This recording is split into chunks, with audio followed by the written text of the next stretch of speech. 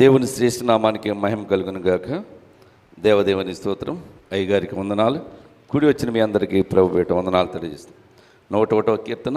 నేను కృపను గూర్చియు న్యాయమును గూర్చియు పాడెదను యెహోవా నిన్ను కీర్తించెదను నిర్దోష మార్గమున వివేకముతో ప్రవర్తించెదను. నువ్వు ఎప్పుడు నా యొద్దకు వచ్చేదవు, నా ఇంట యథార్థ హృదయంతో నడుచుకొందును. నా కనుల ఎదుట నేను ఏ దుష్కార్యమును ఉంచుకొనను. భక్తి మార్గము తొలగిన వారి క్రియలు నాకు అసహ్యములు. అవి నాకు అంటనీయకును. మూర్ఖచిత్తుడు నా యొద్ద నుండి తొలగిపోవలెను. దౌష్ట్యమును నేను అనుసరింపను. తమ పొరుగు వారిని చాటున దూషించిన వారిని నేను సంహరించేదను. అహంకార దృష్టి గల వారిని గర్వించిన హృదయము గలవారిని నేను సహింపను. నా యొద్ద నివసించున్నట్లు దేశములో నమ్మకస్తులైన వారిని నేను కనిపెట్టుచున్నాను. నిర్దోష మార్గమందు నడుచువారు నాకు పరిచారకులగుదురు. మోసము చేయువాడు నా ఇంట నివసింపరాదు. అబద్ధములాడువాడు నా కనుల ఎదుట నిలువడు. యెహోవా పట్టణంలో నుండి పాపం చేయవారినందరినీ నిర్మూలన చేయుటకై దేశమునందలి భక్తిహీనులందరినీ ప్రతి ఉదయమును నేను సంహరించదను. దేవుడి పరిశుద్ధ కీర్తన దీవించి ఆశీర్వదించును గాక. ఆమేన్. ప్రభునందు ప్రియులారా, కూడి వచ్చిన మీ అందరికీ ప్రభు యేసుక్రీస్తు నామములో శుభాభివందనాలండి. దేవుడు తన మహాకృప చేత నన్ను గడిచిన 70 సంవత్సరాలు కాపాడి నిన్న అక్టోబర్ 10వ తారీఖు 71వ సంవత్సరంలో ప్రవేశపెట్టాడు. దేవునికి స్తోత్రం కలుగును గాక. దావీదు అంటాడు 101వ కీర్తనలో, నేను కృపను గూర్చియు న్యాయమును గూర్చియు పాడెదను, యెహోవా నిన్ను కీర్తించెదను.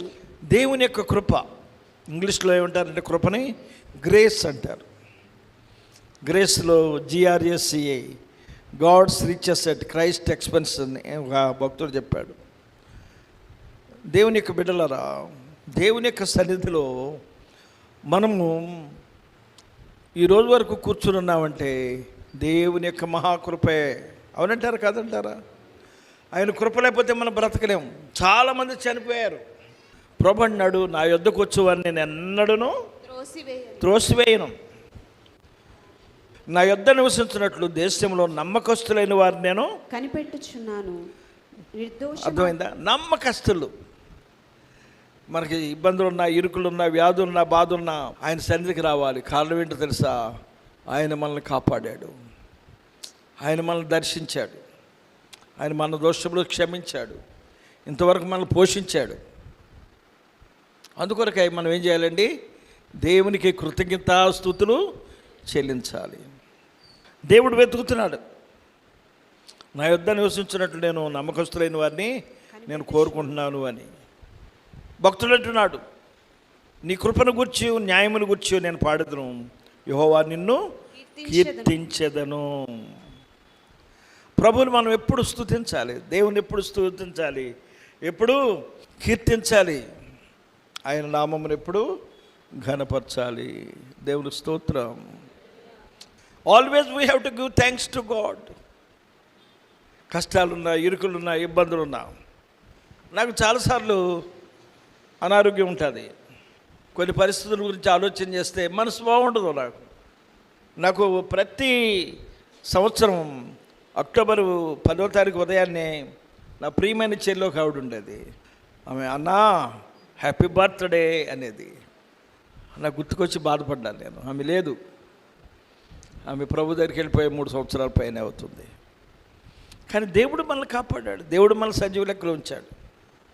మనం విష్ చేసేవాళ్ళు లేకపోయినా, మన యోగక్షేమాలు చూసేవాళ్ళు మనకి లేకపోయినా, లేదంటే మనం పట్టించుకునే నాథుడు, మన యజమానుడు మనల్ని మర్చిపోయినా, మన దగ్గర రాకపోయినా మనం ఎవరి దగ్గర రావాలి? దేవుని దగ్గరికి వస్తే ఆయన మనల్ని ఎన్నడూ విడిచిపెట్టడు. చిన్నప్పుడు ఓ పాట ఉండేది మా నాన్నగారి కాలంలో. చిన్నప్పుడు సభలు జరుగుతున్నప్పుడు దండయాత్రలు చేసేవాళ్ళు, సువార్త దండయాత్రలు. సంఘం అంతా లైన్లో కట్టి, అప్పుడు మేము ఈ ఫోన్లు లేవు, హ్యాండ్ మైక్స్ లేవు, బోర్లు తీసుకుని పాట పాడేవారు. మా అమ్మగారు రేగుతో చేసిన బోర్ తీసుకుని పాట పాడేది. రండి రండి యేసుని యొద్దకు రమ్మనుచున్నాడు, రండి రండి యేసుని యొద్దకు రమ్మనుచున్నాడు, ప్రయాసపడి భారము మోయువారలు, ప్రయాస భారము మోయువారలు, ప్రభుని చెంతకు పరుగినివే, ప్రభుని చెంతకు పరుగిని, రండి రండి యేసుని యొద్దకు. ఆ పాట పెద్ద స్వరంతో మా అమ్మగారు కీర్తిశేషులు శ్రీమతి సత్యవేదం పాస్టమ్ గారు పాడుతుంటే వెనకాల అందరం పాడుతుండేవాళ్ళం. చిన్నపిల్లలు మేము, సంఘస్థులందరూ కూడా. అప్పుడు ఇళ్లలో నుండి క్రైస్తవేత్తలు, హైందవ సహోదరులు సహోదరులు బయటకు వచ్చి చూసేవాళ్ళు, ఎవరు రమ్మంటున్నారని. ఇప్పుడు రండి రండి యేసుని యొద్దకనే పాట వినగానే చాలామంది ఇళ్లలో నుంచి బయటకు వచ్చేవాళ్ళు. రకరకాలైన బాధల్లో ఉన్నవారు, వ్యాధుల్లో ఉన్నవారు, ఇరుకులు ఉన్నవారిని ప్రభు రమ్మంటున్నాడు. మీరు వస్తే ఆయన మీకు నెమ్మది ప్రసాదిస్తానంటున్నాడు, రండి అనే పాట వినగానే చాలామంది వచ్చేవాళ్ళు. లాస్ట్లో అనౌన్స్మెంట్ చేసేవాళ్ళం. ఐఎంఏ హాల్ వెనకాల మీటింగ్స్ జరుగుతున్నాయి. కటక్ నుండి, ఒరిస్సా నుండి వరియా బ్రాహ్మడు వచ్చాడు, సరోజ్ షాహు గారని. ఇంకా చాలామంది దైవ సేవకులు వచ్చారు. వాళ్ళ గురించి అనౌన్స్మెంట్ చేస్తుంటే సాయంకాలానికి పెండాలంతా నిండిపోయేది. అప్పుడు షామ్యానాలు లేవు, తాటేక పందిర్లు. నిజంగా ఆశ్చర్యం వేసేది. ఆ రోజులు మళ్ళీ రావు. ఇప్పుడు అసలు సభలకు రమ్మంటేనే రారు.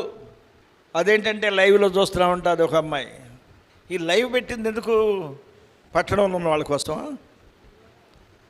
దూరదేశాల్లో దూర రాష్ట్రాల్లో ఉన్నవాళ్ళు మన ఆరాధనలు చూస్తున్నారు. అందుకని బిడ్డలారా, ప్రభు చెప్తున్నాడు, నా యొద్ద నివసించినట్లు దేశంలో నమ్మకస్తులైన వారిని నేను వెతుకుతున్నాను.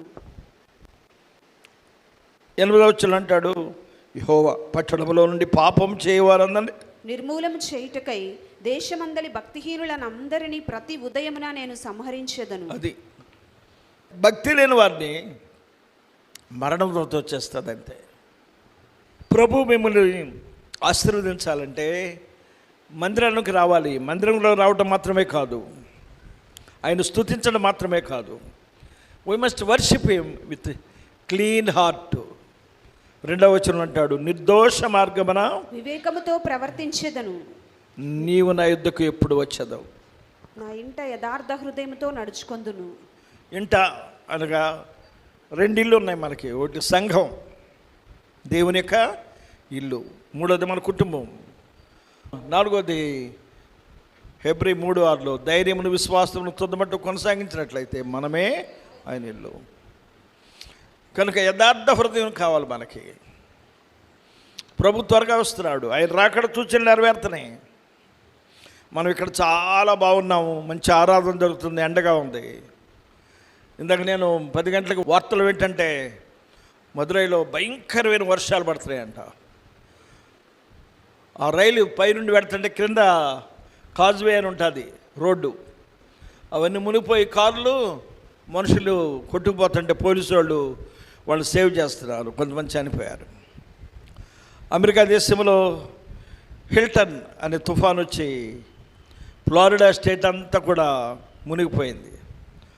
అంతకుముందు అట్లాంటా, ఫ్లోరిడా హెలీనా అనే తుఫాన్ వచ్చింది. గంటకు 320 కిలోమీటర్ల స్పీడ్లో వచ్చి ఇళ్ళు వాకిళ్ళు అన్నీ పడగొట్టేస్తుంది. ఇవన్నీ రాకడ సూచనలు.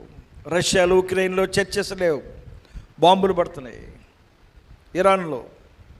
కానీ దేవుడు మనకు నెమ్మది ఇచ్చాడు. దేవుని స్తోత్రం. మనం ఆయన ఇంట ఉండాలట. నిర్దోష మార్గంలో వివేకంతో ప్రవర్తిస్తే ఆయన మన యొద్దకు వస్తాడు. ఇక్కడ భక్తుడు అడుగుతున్నాడు, కీర్తనకారుడైన దావీదు, నేను నిర్దోష మార్గంలో నేను నడుస్తున్నాను నాయన, నా ఇంట యథార్థ హృదయంతో నేను నడుచుకుంటున్నాను, నా కన్నుల ఎదుటే దుష్కార్యం నేను ఉంచుకోను. కొంతమంది భక్తిహీనులు ఉన్నారు, వాళ్ళు భక్తి క్రియలు విసర్జించారు, వారితో నేను కలవను, నాకు అసహ్యం అని అంటూ, నువ్వు నా ఇంటికి ఎప్పుడు వస్తావు? ఎప్పుడన్నా అడిగారు ఈ మాట ప్రభుని? నాకు ఆత్మీయమైన పిల్లలు చాలామంది ఉన్నారు, కూతుళ్ళు, స్పిరిచువల్ డాటర్స్ అండ్ సన్స్. ఓ పాపగా నేను మాట ఇచ్చాను, డాడీ మా ఇంటికి ఎప్పుడు వస్తారు అంతే. వస్తాలేరా, నువ్వే మేడ పైన ఉంటున్నావు, నేను మెట్లు ఎక్కాలి అంటే నేను వస్తాను, నేను తప్పుకొస్తాను, నువ్వు నాకు హెల్ప్ చేయాలి, నా చేయి పట్టుకుని నడిపించాలి. చిన్న మెట్లే డాడీ, పర్వాలేదు. సరే నేను వస్తానన్నాను, ఆ రోజు మాట తప్పాను, వెళ్ళకపోయాను. రెండో రోజు మళ్ళీ ఫోన్ చేసింది, 2-3 సార్లు ఫోన్ చేసింది. ఇక మాటి మాటికి ఈ అమ్మాయి ఇలాగే ఫోన్ చేస్తుందని వెంటనే వెళ్ళా. ఎంత ఆనందమైందో ఇంటికి. మన ప్రభు వస్తున్నాడు, ఇదిగో నేను త్వరగా వస్తున్నాను అంటున్నాడు. ప్రకటన 22:12. ఓ, నేను త్వరగా వస్తున్నాను, వాని క్రియలు చొప్పున వానికి జీతము నా యొద్ద ఉన్నది. ఆయన మాట తప్పేవాడు కాదు. నేను మాట తప్పాను, అమ్మ వస్తానన్నా ఆ రోజు వెళ్ళలేదు, మరుసటి రోజు వెళ్ళాను. వస్తానని తెలిపిన దేవుడు రాకమానునా. ఆయన వస్తానని చెప్పాడు, వస్తాడు. ఈ దినమో రేపో మాపో వస్తాడు. He will come. నువ్వు దేవుని సన్నిధికి రావాలి, ఆయన నీ వద్దకు వస్తాడు. నువ్వు భక్తి మార్గంలో నడవాలి, ఆయన యందు నువ్వు విశ్వాసము కలిగి జీవించాలి. దేవుడు స్తోత్రం. అప్పుడు దేవుడు మనల్ని ఏం చేస్తాడు? ఆశీర్వదిస్తాడు, దీవిస్తాడు, తన కృపను బట్టి మనకు సహాయము చేస్తాడు. We have to come to the church of God. దేవుని మందిరానికి మనం రావాలి, దేవుని సన్నిధికి రావాలి. వాక్యం ఉంది, మీరు నా యొద్దకు వచ్చినట్లయితే నేను మీ యొద్దకు వస్తాను. You must come to me. ఇర్మీయా గ్రంథం 25:6 చివరి భాగం. యెహోవా పెందల కడ లేచి ప్రవక్తలైన తన సేవకులందరినీ నీ యొద్దకు పంపుచూ వచ్చినను, కానీ మీరు వినకపోతే వినుటకు మీరు చెవియొగ్గకుంటిరి. అది దేవుడు పిలుస్తున్నాడు. నువ్వు దేవుని దగ్గరికి వస్తే నీకున్న సమస్యలన్నీ పోతాయి.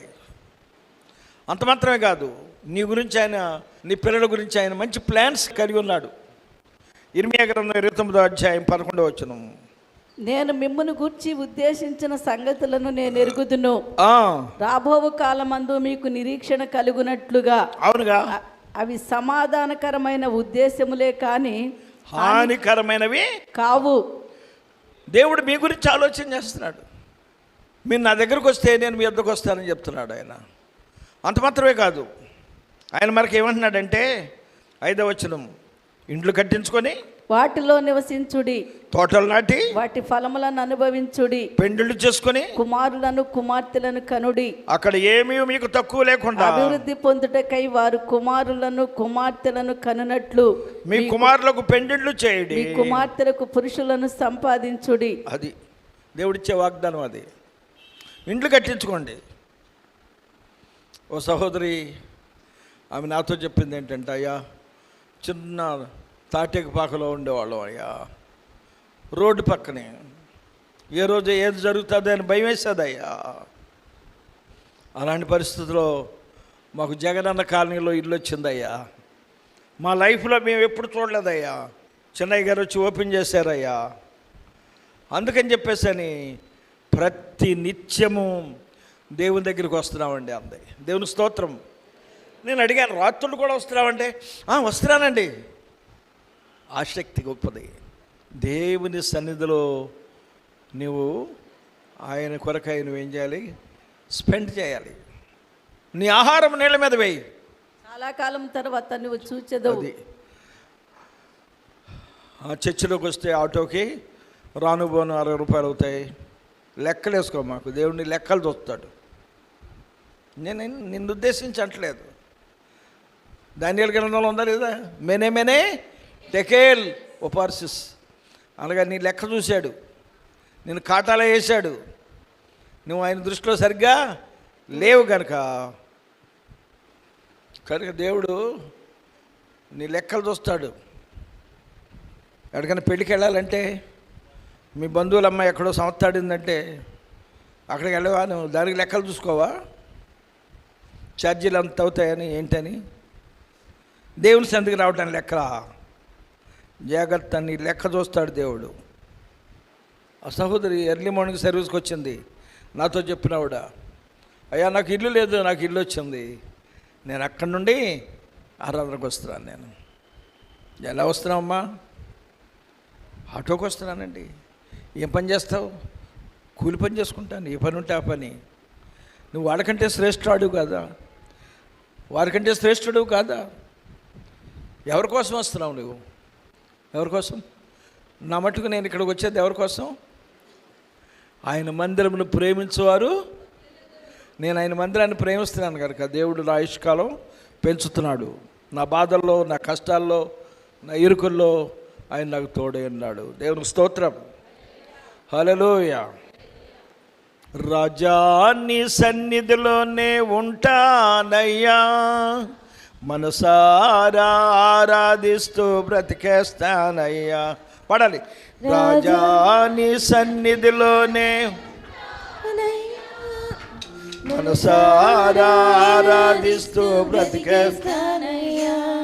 నేనుండాలేనయ్యా, నీ బ్రతుకాలేనయ్యా, నేనుండాలేనయ్యా, నీ బ్రతుకాలేనయ్యా, నీవే లేకుండా నేనుండాలేనయ్యా, నీ తోడే లేకుండా నీ బ్రతుకాలేనయ్యా, నీవే లేకుండా నేనుండాలేనయ్యా, నీ తోడే లేకుండా నీ బ్రతుకాలేనయ్యా. అందరూ పడాలి.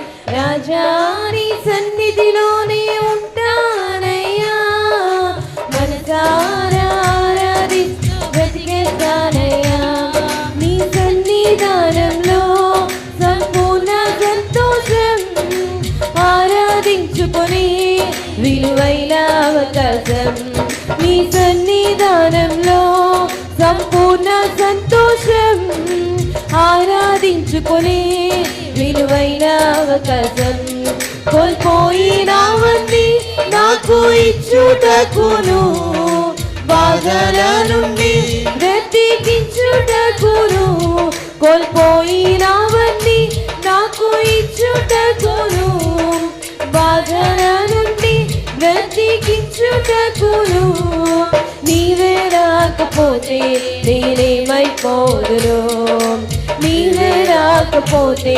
నేనేమైపోదును, నేనుండాలేనయ్యా, నీ బ్రతుకాలేనయ్యా, నేనుండాలేనయ్యా, నీ బ్రతుకాలేనయ్యా, నీవే లేకుండా నేనుండాలేనయ్యా, నీ తోడే లేకుండా నీ బ్రతుకాలేనయ్యా, నీవే లేకుండా నేనుండాలేనయ్యా, నీ తోడే లేకుండా నీ బ్రతుకాలేనయ్యా.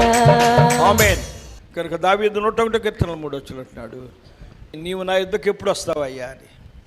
అలాగే మనం కూడా ప్రభు దగ్గరికి రావడానికి ప్రయత్నం చేయాలి. మనం ఆయన ఇంట్లో యథార్థతగా ఉంటే ఆయన మన యుద్ధకు రావడానికి మనం కోరుకోవాలి. అటు కృపదేవుడు మనకు అనుగ్రహించును గాక.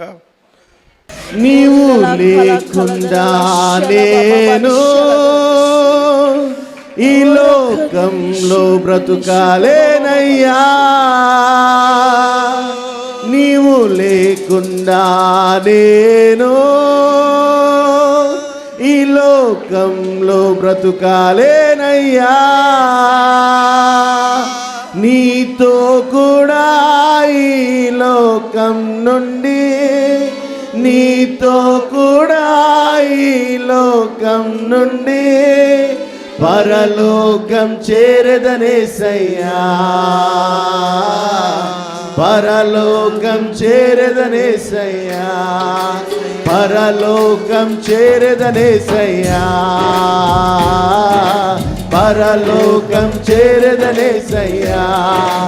ఎంత మంచి దేవుడవేసయ్యా, నీవెంత మంచి దేవుడవేసయ్యా.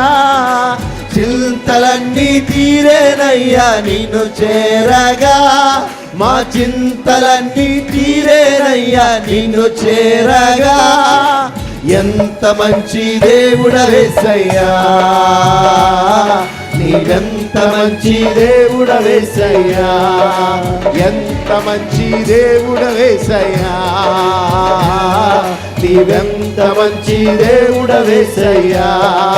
నాకున్న వారందరూ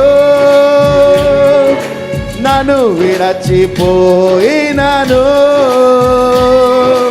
నాకున్న వారందరూ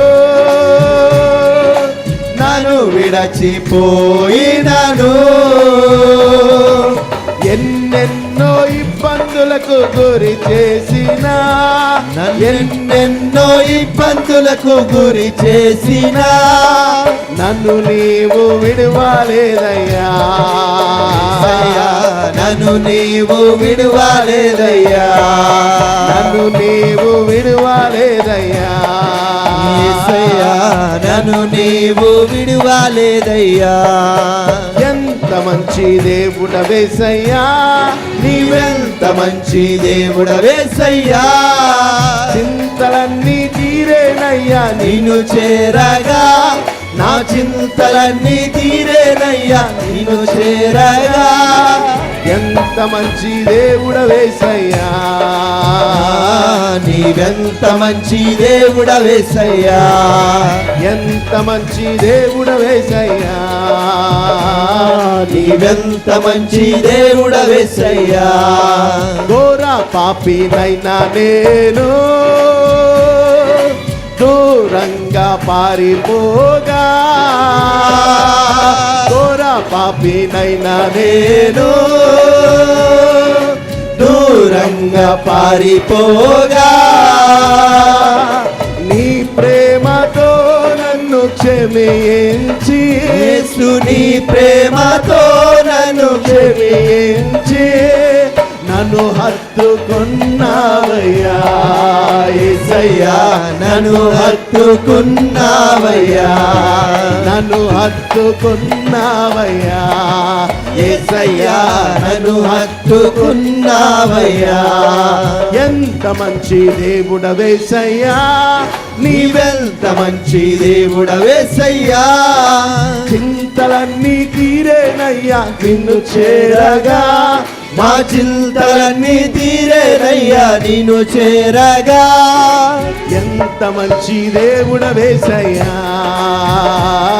నీవెంత మంచి దేవుడవేసయ్యా, ఎంత మంచి దేవుడవేసయ్యా, నీవెంత మంచి దేవుడవేసయ్యా, ఎంత మంచి దేవుడవేసయ్యా, నీవెంత మంచి దేవుడవేసయ్యా, ఎంత మంచి దేవుడవేసయ్యా, నీవెంత మంచి దేవుడవేసయ్యా, ఎంత మంచి దేవుడవేసయ్యా, నీవెంత మంచి దేవుడవేసయ్యా, ఎంత మంచి దేవుడవేసయ్యా, నీవెంత మంచి దేవుడవేసయ్యా, ఎంత మంచి దేవుడవేసయ్యా, నీవెంత మంచి దేవుడవేసయ్యా, ఎంత మంచి దేవుడవేసయ్యా, నీవెంత మంచి దేవుడవేసయ్యా, ఎంత మంచి దేవుడవేసయ్యా, నీవెంత మంచి దేవుడవేసయ్యా,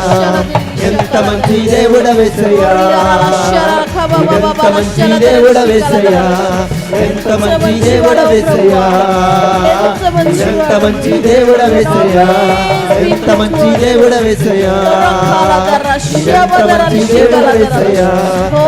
మంచి దేవుడవేసయ్యా, ఎంత మంచి దేవుడవేసయ్యా, ఎంత మంచి దేవుడవేసయ్యా, ఎంత మంచి దేవుడవేసయ్యా, ఎంత మంచి దేవుడవేసయ్యా, ఎంత మంచి ఎంత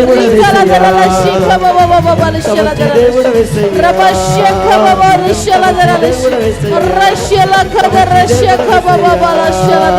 ఎంత మంచి దేవుడు వేసయ్యా, ఎంత మంచి దేవుడు వేసయ్యా, ఎంత మంచి దేవుడు వేసయ్యా, ఎంత మంచి దేవుడు వేసయ్యా.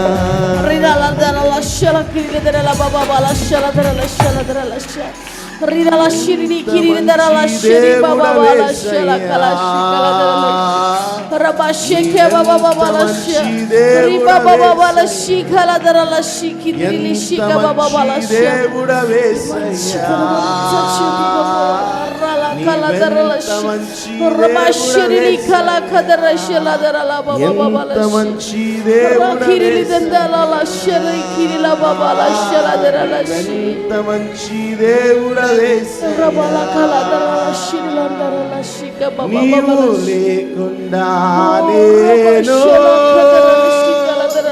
ఈ లోకం బ్రతుకాలేనయ్యా, నీవు లేకుండా నేను ఈ లోకం బ్రతుకాలేనయ్యా, నీతో కూడా ఈ లోకం నుండి, నీతో కూడా ఈ లోకం నుండి పరలోకం చేరదనేసయ్యా, పరలోకం చేరదనేసయ్యా, పరలోకం చేరదనేసయ్యా, పరలోకం చేరదనేసయ్యా, పరలోకం చేరదనేసయ్యా, పరలోకం చేరదనేసయ్యా, పరలోకం చేరదనేసయ్యా, పరలోకం చేరదనేసయ్యా. జీవము కలిగిన దేవునికి మన ప్రాణ ఆత్మ శరీరమును అప్పగించు. నీ చిత్తమునే చేసేదా, నీ మార్గములోనే నడచెదా, నీ సన్నిధిలోనే నిలచెదా, నిన్ను వెంబడించెదా. నీ చిత్తమునే చేసేదా, నీ మార్గములోనే నడచెదా, నీ సన్నిధిలోనే నిలచెదా, నిన్ను వెంబడించెదా. ఆరాధన యేసునికే, ఆరాధన యేసునికే, ఆరాధన యేసునికే, ఆరాధన యేసునికే, ఆరాధన యేసునికే, ఆరాధన యేసునికే.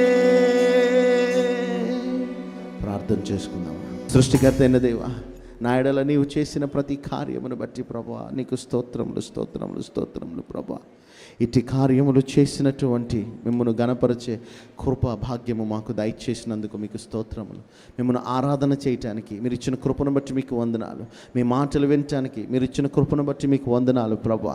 విన్న వాక్యానుసారంగా జీవించగలిగిన కృప మాకు దయచేయండి అయ్యా, కృప మాకు దయచేయండి ప్రభువా. జీవము కలిగిన మా యేసయ్య మెట్టుకు మా హృదయంలో జీవము కలిగిన దేవుని వాక్కు చేత నింపబడి వాక్యానుసారమైన జీవితంతో మిమ్మల్ని గణపరిచే కృపా భాగ్యం మాకు దయచేయమని యేసయ్య పరిశుద్ధ నామమున ప్రార్థించి పొందుకున్నాను మా పరమ తండ్రి. ఆమేన్, ఆమేన్.